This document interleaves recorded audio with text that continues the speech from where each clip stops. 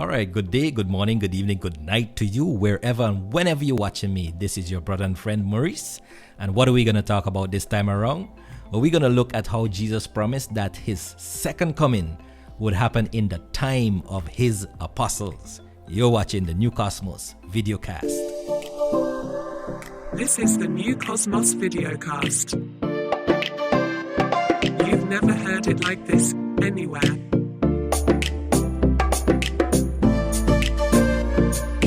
Welcome.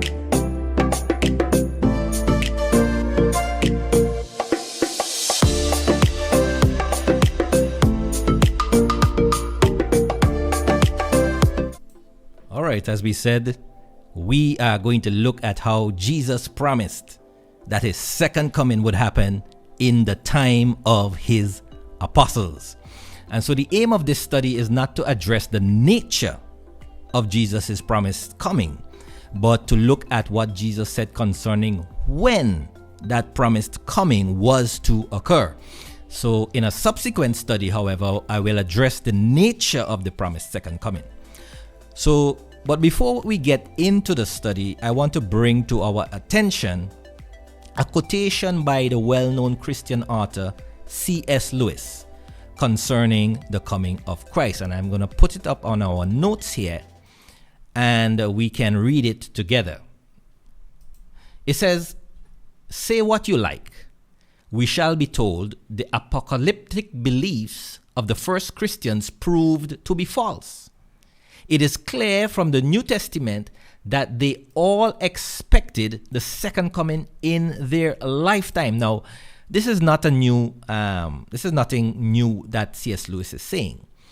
In fact, if you are a theology student, your theology professor or whosoever it is, your dean or whatever, or any seminary that you go to, they would tell you clearly and plainly that the New Testament believers, the apostles and the early church believers, all believed that the second coming would happen in their lifetime. And also, if you read the Bible just as it reads, you would see that also clearly. If you read the New Testament, you will see clearly that that's what Jesus said.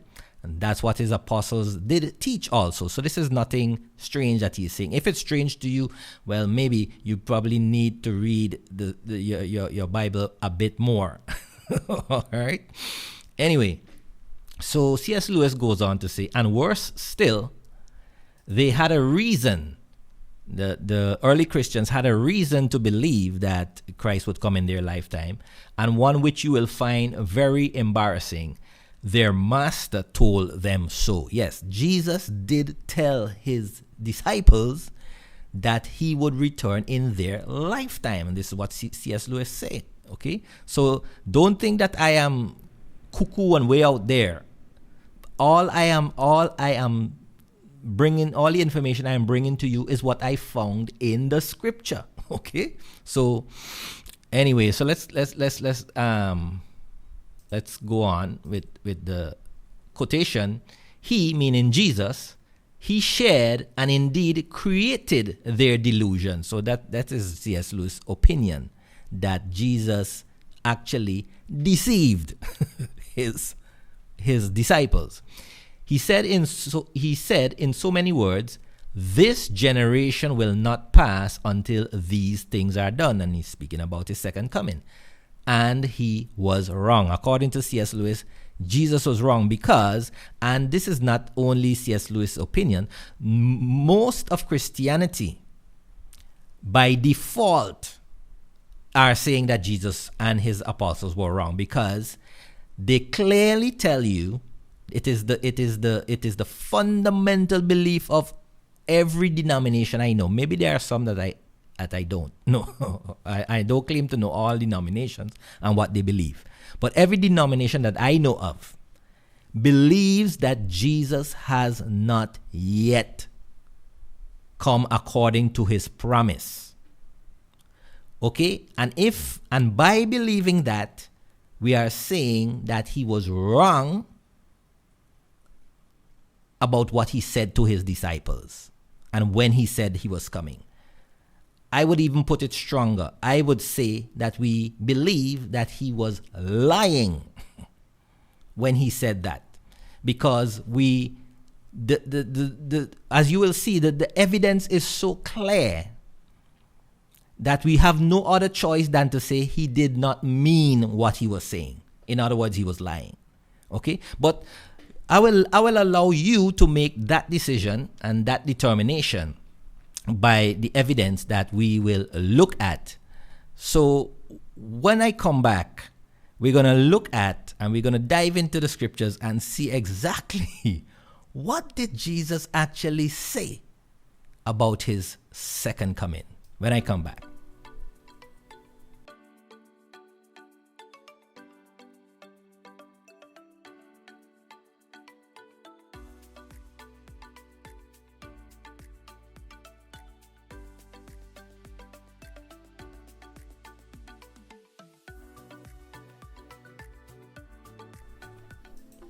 All right, so we want to go straight into our notes. And we want to see how the second coming happened in the time of the apostles. So our very first note says, the prophecy and the promise of the second coming was made within the Sinai covenant. Thus, it must have come to pass before that covenant ended. And this statement is based on Jesus' covenant prophecy principle. And basically, the covenant prophecy principle says that all promises and prophecies made within the Sinai covenant must be brought to pass before that covenant ended. All right? I have done a mini study on this prophecy principle so that you can understand it in detail. So you can go to the channel and look in the playlist that says mini studies and look for the Jesus prophecy principle. I think it's the Jesus covenant prophecy principle. I think that's the name of it. I'll put the link, if I remember, right above here.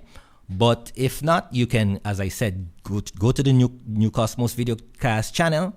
Look in the playlist, which says mini studies, and you'll see the Jesus Covenant Prophecy Principle video there. It's just about 10 minutes long, and that will help you to understand this principle. But basically, it says that once the promise was made to Israel under the Sinai covenant, it had to be brought to pass to Israel within the Sinai covenant before the covenant ended, right? And so Jesus, the prophecy of the second coming was made within the old covenant. Did you know that? All right. Well, first let's go to Matthew 24:30, and then we'll go to Daniel 7:13. Okay, so let's head over to the Bible. Let's head over to the Bible, and we'll go to Matthew 24:30. Okay, Matthew 24:30 is where Jesus makes one of his many promises of his coming.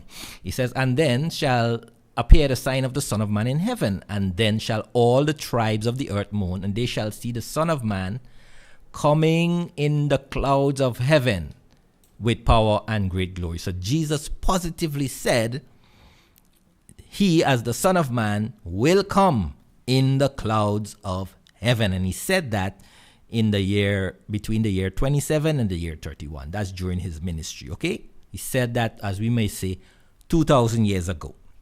Now, but what Jesus was promising here, what he was saying here, he was basing it off of an old covenant prophecy. Did you know that? Comment down below and tell me if you knew that Jesus' promise to come again in the clouds of heaven was based on a old covenant prophecy. Yes, it's Daniel chapter 7 verse 13. So let's go over there, Daniel chapter 7 verse 13, and scroll down to verse 13. I'm not going to read the whole thing. If you want, you can do that. But I'm going to show you. Daniel saw in night visions, and this is very important. Okay? Daniel was seeing a vision, so which means what he is seeing is highly symbolic. All right? Visions are symbolic. And behold, one like the Son of Man came with the clouds of heaven. You see where Jesus got it from? He got it from a vision that Daniel had. And once it is a vision, most likely the term clouds of heaven is symbolized or represents something else, not literal atmospheric clouds he's talking about. Okay? It's symbolic of something else. It's symbolic of a heavenly reality. Okay? So, but here's the prophecy. And it is a prophecy made during the Sinai covenant. So it is made to Israel. So the second coming of Christ must be fulfilled to Israel. And it must be fulfilled during the old covenant, because it's an old covenant promise. It had to be fulfilled before the covenant ended. Comment down below and tell me if you knew that already before. I'm telling you, you have never heard it like this anywhere. Right? So, Jesus' use of that phrase, coming with the clouds of heaven, is taken from a vision. Therefore, he is making a symbolic term. He's not speaking literally. Okay? Now, most importantly, the timing of the coming. It has to occur before the covenant end, and we know the covenant ended in the year 70. So Jesus had to come back. That coming with the clouds of heaven, that had to have happened before or at the year 70. Okay? So just by understanding the covenant prophecy principle, we can ascertain that at least Jesus had to have come with the clouds of heaven before the Sinai covenant ended. All right? Now, the next thing is that, let's go on to our second point. We want to move on quickly. Our second point here, it says, Christ promised that his coming would be at the time of the destruction of the temple at Jerusalem and in the apostles' generation. See, so you see, this adds up. This is conforming or falling in line or is in harmony with what Daniel said. Okay, because remember, Daniel is a prophet whose prophecies were really focusing on the latter days. His prophecies were focusing on the time of the end. Okay, and we have to say the end of what? It's the end of the old covenant, the end of Israel as God's people, right? Exclusively God's people. So Daniel puts the second coming in the time of the end, right? So now here is this second point, Matthew 24. We're going to read Matthew chapter 24 from verse 1 to verse 33. Right? And we will see that Christ in that chapter, also in Mark 13 and in Luke 21. Let me put them here. It just came to me. Mark 13 and Luke 21. These three chapters, Jesus clearly puts his coming, the coming with the clouds of heaven, the coming into his kingdom, the coming with power. He puts that at the time of the destruction of the temple at Jerusalem and in the apostles' generation. Okay, we'll see it clearly. So we want to go to Matthew chapter 24, and we will start from verse 1. So let's get our Bible up here again. And we begin. You see, the thing is, I believed for 19 years that Jesus' coming would be future to my time. And I believe that not because I actually read what Jesus said in terms of going from verse to verse to verse to verse, but I believed it based on commentaries, from Bible studies, from devotionals, from reading books, listening to pastors and preachers, and watching people on television and YouTube. But I never actually sat down and read the thing myself. And when we did Bible studies, we weren't actually studying the Bible. What we were actually studying was a narrative that said, this is what's going to happen, that's what's going to happen, this is what's going to happen. And then Bible verses were now slotted in to support what the narrative said. But now we are going to actually read what Jesus said, and we'll see if it matches with what the narratives say. Okay, so we're going to begin from verse 1. Matthew 24. And Jesus went out and departed from the temple, and his disciples came to him for to show him the buildings of the temple. This is key. So the scene is set. The focus of Matthew 24 is the buildings of the temple at Jerusalem. Okay? And Jesus said unto them, see ye not all these things? What things? Obviously, the buildings of the temple. Okay? Verily I say unto you, there shall not be left here one stone upon another that shall not be thrown down. Okay? And as he sat upon the Mount of Olives, the disciples came unto him privately, saying, tell us, when shall these things be?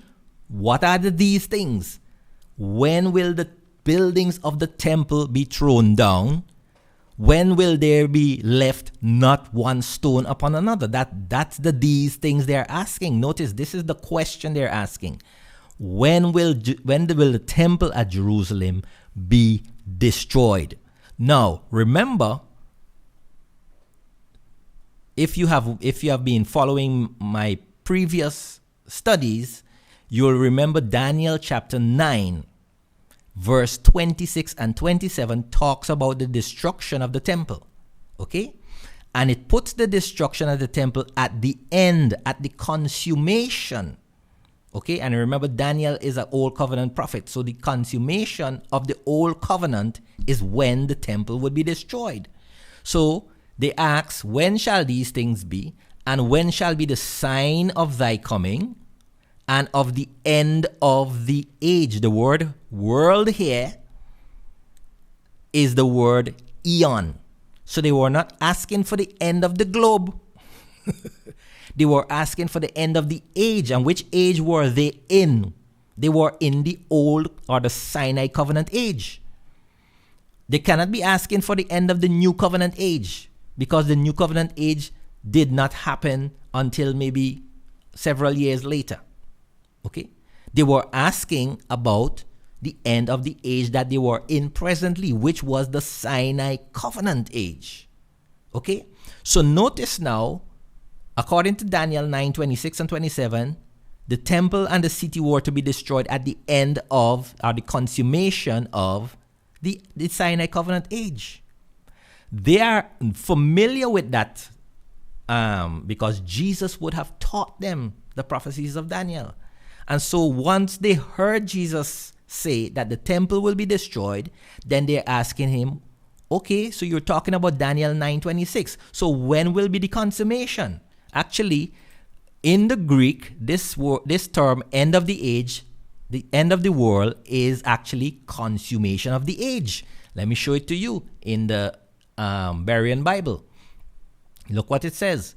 What is the sign of your coming and the consummation of the age, right? Again, so they're asking for, when will the Sinai covenant age consummate? When will it end?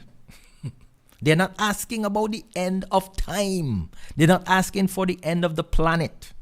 They're asking, when will the Sinai covenant age end so that we can go into the new covenant age, the age of the Spirit.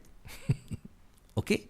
So, now why are they linking his coming with the consummation of the age?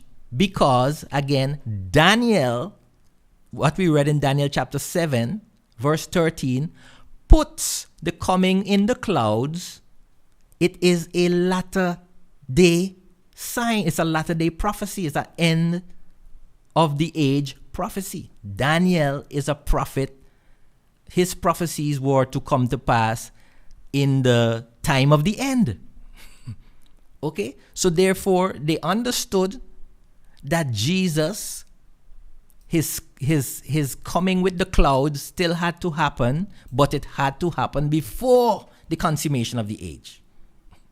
All right? And we'll see Jesus say it. We'll see it as we go down. So don't, if your mind is a bit confused, it's confused not because of what I'm saying. It's because the narratives are clashing. What you are reading here, you're trying to reconcile it with what you have been told by your denomination. And it's going to cause a bit of confusion. All right? But let's read on, and hopefully it's going to clear up. So remember the question they are asking. The primary question they're asking is concerning the destruction of the temple. Daniel 9, 26 and 27 says that will happen at the consummation, at the end.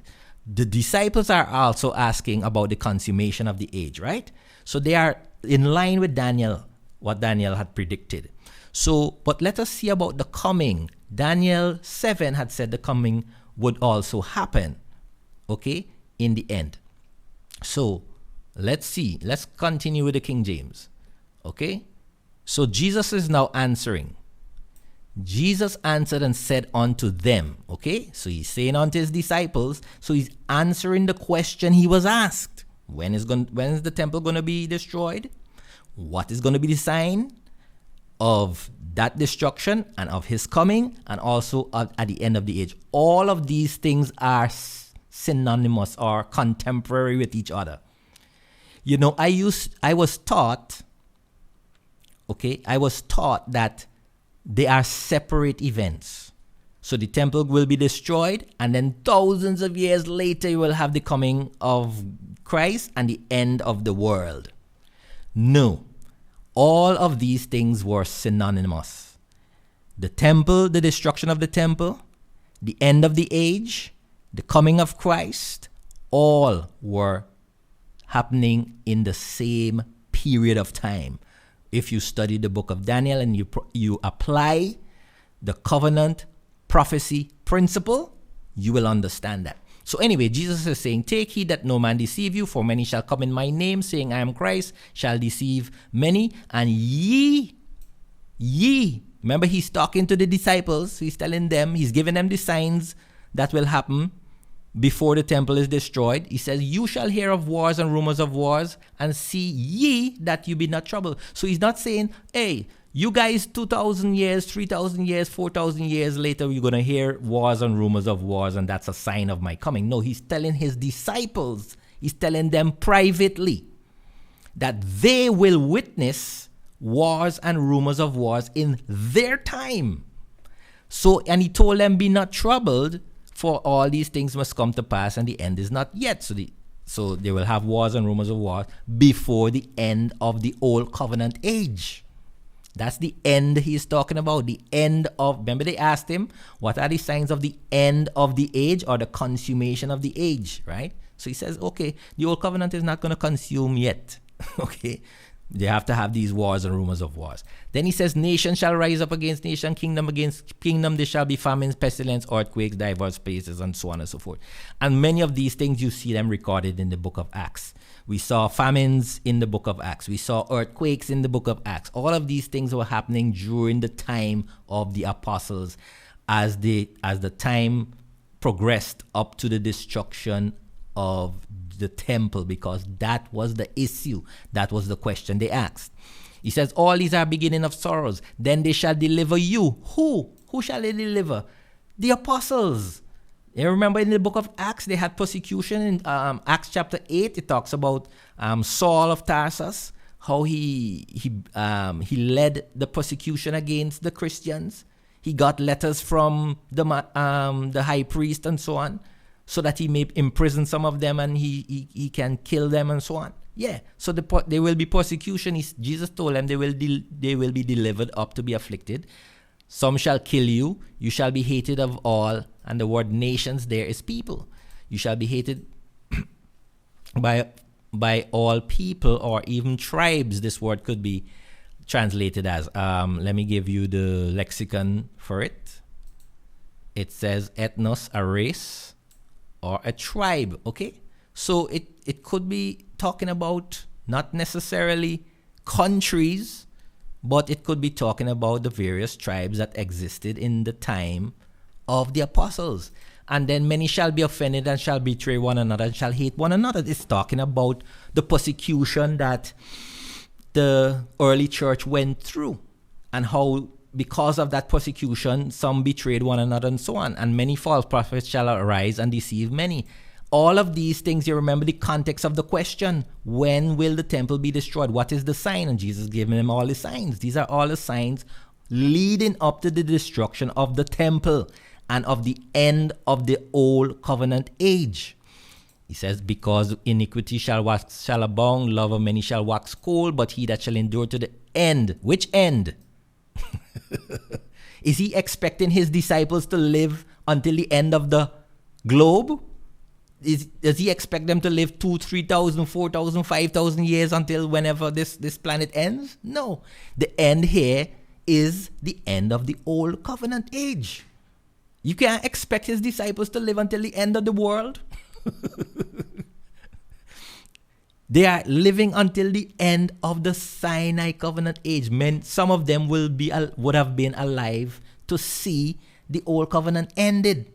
They would have seen the destruction, the temple destroyed. You'll see it here.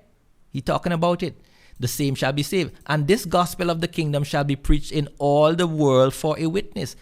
Now remember we talked about how the world ended 2,000 years ago.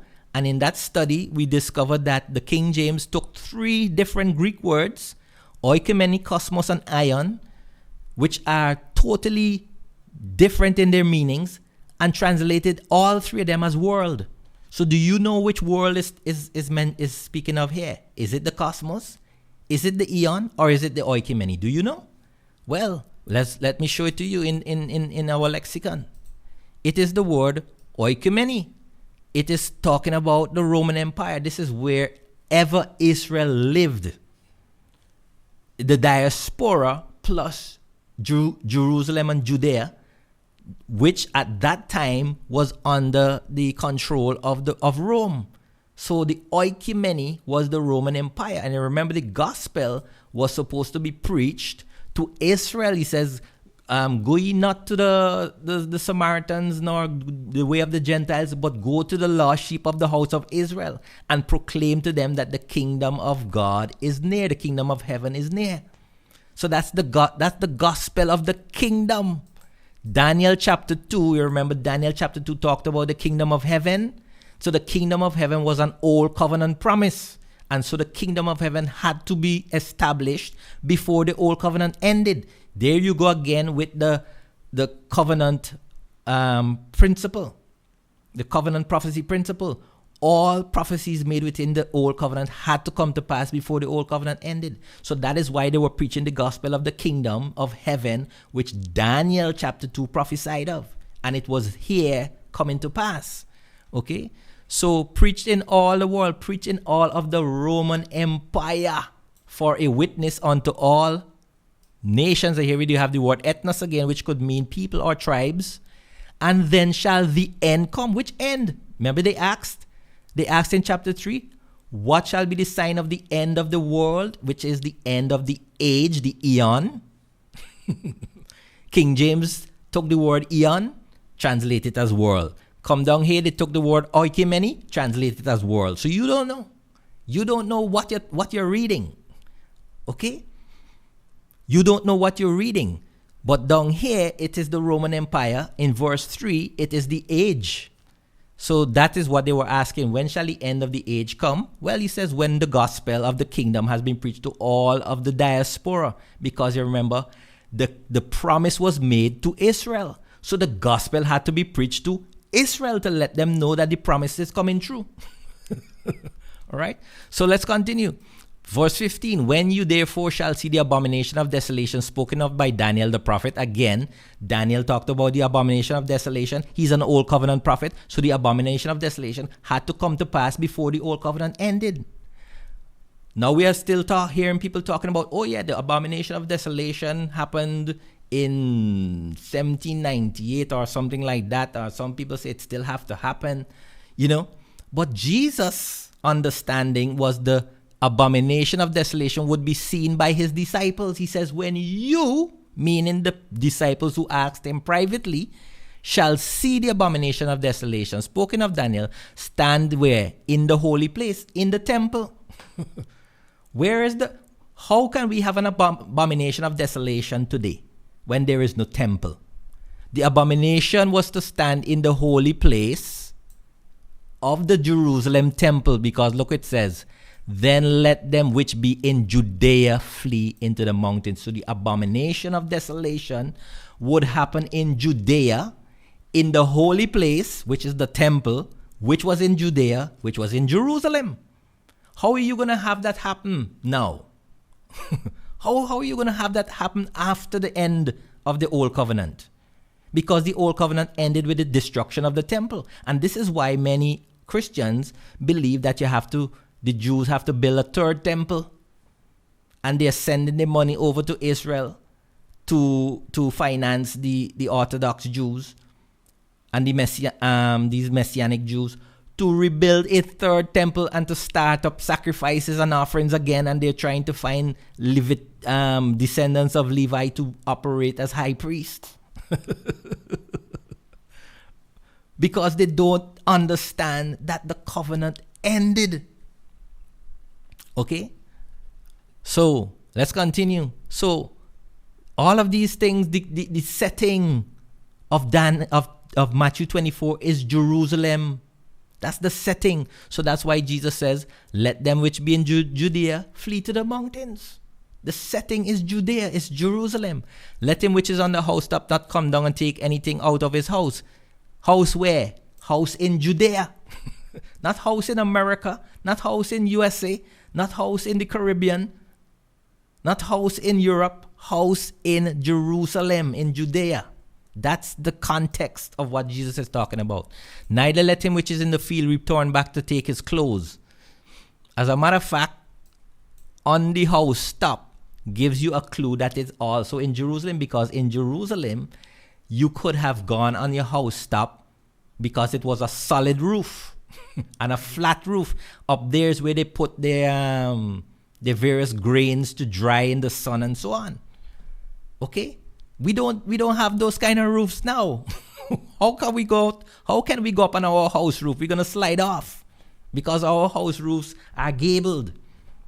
So you see, once you put the context there, you realize Jesus is not talking about 2,000 years later. He's not talking about nations like, what we may call the Gentile nations. He's talking about Jerusalem. Okay? So anyway, verse 19. And woe to them that are with child, and to them that give suck in those days. But pray ye that your flight be not in the winter night, neither on the Sabbath day. Why? Because on the Sabbath day the gates were closed. We don't live in that scenario anymore. On the Sabbath day, we can take our car and we can drive anywhere we want. Nobody's gonna stop us. But in Jerusalem, the gates were shut on the Sabbath day, so you can't have an ease of flight. Okay? For then, this word, then is the Greek word tote. Let me show it to you. Right, so here's the Greek word, tote. It says, when, at the time that. Okay? So it is at that time this thing will happen. So remember, we're still in the same context. Go back to the Bible. We are still in the same context leading up to the destruction of the temple at Jerusalem. And so Jesus says, at that time, when you have the abomination of desolation. Okay? So that's the last thing we read that will happen. The abomination of desolation and the fleeing of Judea and Jerusalem. Not fleeing on the Sabbath day. He says, for at that time, at the time when you have the abomination of desolation in the temple at Jerusalem, shall be great tribulation, such as was not since the beginning of the world to this time, no, nor ever shall be. So Jesus is saying, well, watch, you see the tribulation that will happen at the time of the abomination of desolation in Jerusalem, in the Jerusalem temple. That tribulation will be one which will never happen again. So how is it people are saying, well, oh, we are waiting for the time of trouble, of Jacob's trouble, and we're waiting for the great tribulation spoken of by Jesus in Matthew 24. And Jesus says, well, look, that tribulation that I was speaking about happened at the time leading up to the destruction of the temple at Jerusalem, and it's not going to happen again. You see, once you let Jesus speak, if people would just let Jesus speak and not try to twist his words and fit them into some narrative which tells you, oh, this thing is happening thousands of years later. If we take out our presuppositions that we come to the Bible with and just allow Jesus to speak, we would be much better off. So he says, for then, Tote, at that time, when you have the abomination of desolation in Jerusalem, you're going to have a great tribulation, and it will never happen again. And verse 22 says, for except those days. Which days? The same days with the great tribulation at the time of the abomination of desolation, which would occur in Jerusalem at the time Jesus was saying it. Okay? Those are the days he's talking about. Except those days should be shortened, there should be no flesh saved. So he's talking about his disciples. He says, look, this thing will be so terrible, it will wipe out even the disciples and the apostles. But for the elect's sake, those days shall be shortened. And here we have the word again, then, tote, at that time. Right? At that time, let's look at it again. Lexicon. Tote. At the time that. At that time. Okay? So what time are we talking about? We're still in the same time. Still in the time leading up to the destruction of Jerusalem. If any man shall say unto you, lo, here is Christ, or there, believe it not. For there shall be false Christs, false prophets, which shall show great signs and wonders. Insomuch, if it were possible, they shall deceive the very elect. Who was he talking about? The very elect were Israel, who had been chosen by the Spirit of God. Those who had been sealed with the Spirit of God. Those were the very elect. Those whom had been chosen by the Spirit, like the 12 disciples, and those who were baptized with the Spirit and being baptized by the Holy Spirit as the apostles' ministry bore fruit. Those were the elect he was talking about. He says, behold, I have told you. Who is the you he was speaking to? Privately, the disciples. Verse 26, wherefore I say unto you, wherefore if they shall say unto you, behold, he is in the desert, go not forth, behold, he is in the chambers, believe it not. All of this was happening leading up to the time of the destruction of Jerusalem. For as the lightning cometh out of the east and shineth unto the west, so shall the coming of the Son of Man be. Here we have the nature of the coming of the Son of Man, which I said we'll not deal with at this time. We're going to look at the nature in a subsequent study. All right, so I'm just going to pass this over. For wheresoever the carcass is, there the eagles shall be gathered together. So this he's talking about a great slaughter that will happen. That's why you have these eagles or these birds of prey. Right? He's talking about a great slaughter. He was talking about the time when the Romans besieged Jerusalem, okay? And they were, the Jews began to slaughter one another. They had civil war going on in there. The various factions of the Jews began to fight one another because, remember, they were running out of food. And so they had to They began to form in factions and take food from one another and kill one another. And then afterwards, when the Romans came in, they were all weakened. the Jews were all weakened because they were so weak from not having food, and the Romans slaughtered them. Right? That's what it's talking about, a great slaughter. The eagles shall be gathered together. And it says immediately, not 2,000 years later or 3,000 years later or 4,000 years later. It's amazing to me how Christians butcher the language. Here Jesus is saying immediately after they have that slaughter in Jerusalem, the sun shall be darkened, the moon shall not give her light, the stars shall fall from heaven, the powers of heaven shall be shaken. And these are languages which are used, borrowed from the Old Testament, where the prophets, whenever they're talking about in like a change in government or one kingdom falling to set up another kingdom, these are the kind of language that they used, right? The powers of heaven, the leaders that are governing, these were called the powers of heaven, okay? But anyway, look at verse 30, and then, same word, 30. Let's go back again. At that time, right? So we're still in the context. We are still in the context of the slaughter at Jerusalem, the great tribulation, the abomination of desolation, fleeing out of Jerusalem. We're still in that context. We're still in that scenario. And Jesus says, at that time shall appear the sign of the Son of Man in heaven. And then shall all the tribes of the earth, and the word earth here is land. Let me show it to you. Lexicon, right? It is a region or a solid part of the whole earthly globe, right? It's not the entire planet. It's a region. It is the Holy Land. It is talking about Jerusalem, right? Who are the tribes of the land? Israel, okay? So let's go back to the Bible now. So, all the tribes of the land shall mourn. They shall see the Son of Man coming in the clouds of heaven.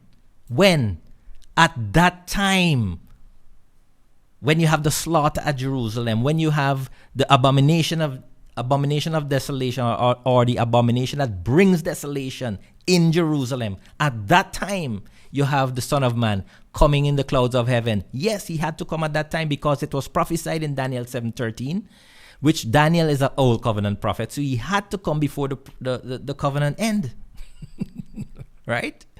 And he shall send his angels with a great sound of a trumpet. They shall gather together his elect from the four winds and from one end of heaven to another. Now learn a parable of the fig tree. When his branch is yet tender, and put it forth leaves, you know that summer is nigh. So likewise, when you shall see all these things. What are all these things?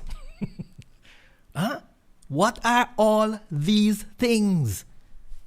When his disciples saw the false prophets, when they saw the abomination of desolation, when they saw the tribulation of the Jews, when they see all of those things, know that it is near, even at the door. What is at the door? The destruction of Jerusalem and its temple. That was the subject of the entire chapter. Now look at verse 34. Verily, what does this word verily mean? Let's put it up on the lexicon. It means amen, firm, trustworthy, surely. So Jesus is saying, I'm not lying. Jesus is saying, you can take my word to the bank. Do not bother with what your denomination tell you. Do not bother with what your Bible commentary tells you. Do not bother with what your prophet tells you. Do not bother with what your lesson study tells you. Do not bother with what the preacher tells you. Do not bother with whosoever has a different understanding than what Jesus is presenting here. Don't listen to it, because I'm verily saying unto you, this generation, he didn't say that generation thousands of years later, or 2,000 or 3,000 or millennia later. No, he says, this generation to whom I am talking to shall not pass till all these things. Again, what are all these things? What are all these things? Destruction of Jerusalem, the false prophets, the wars, the rumors of wars, the false Christ, the abomination of desolation in the temple at Jerusalem, the fleeing, the persecution, the tribulation, the coming of the Son of Man. This generation shall not pass till all those things be fulfilled. That was what Jesus' teaching was. And when I sat down and I read for myself what Jesus actually said, I realized I had to put aside all that was given to me by my denomination and by all the other sources and books and voices that I was listening to. I realized I had to put all of that aside. All right? And so I'm going to cut the study short at this time, and I'm going to do a part 2 the next time, because I believe this is for some of us, for some of you, this is going to be some really mind-blowing information. And I want to give you some time to go over it and to read it over and to make sure that you are clear in understanding what I'm saying and what the scripture is saying most of all, right?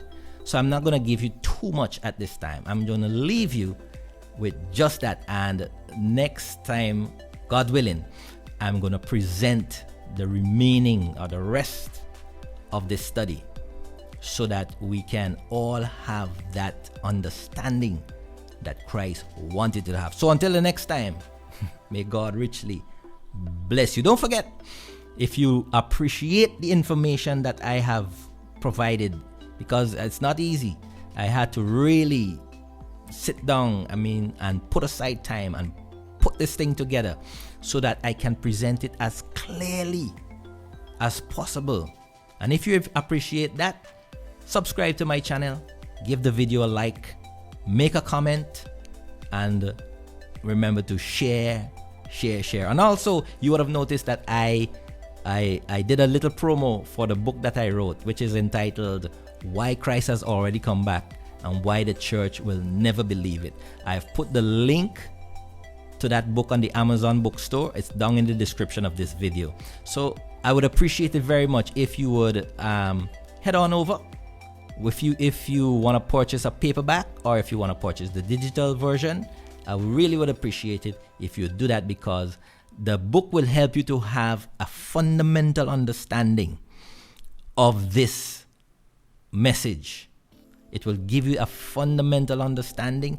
It lays out the scriptures step by step, verse by verse, so that you can have a basic understanding of the coming of Christ, what it was, when it was, and what it's all about, and what does it mean for us today. So until the next time, may God richly bless you. This has been the New Cosmos Videocast. Remember to comment, like, subscribe, and share.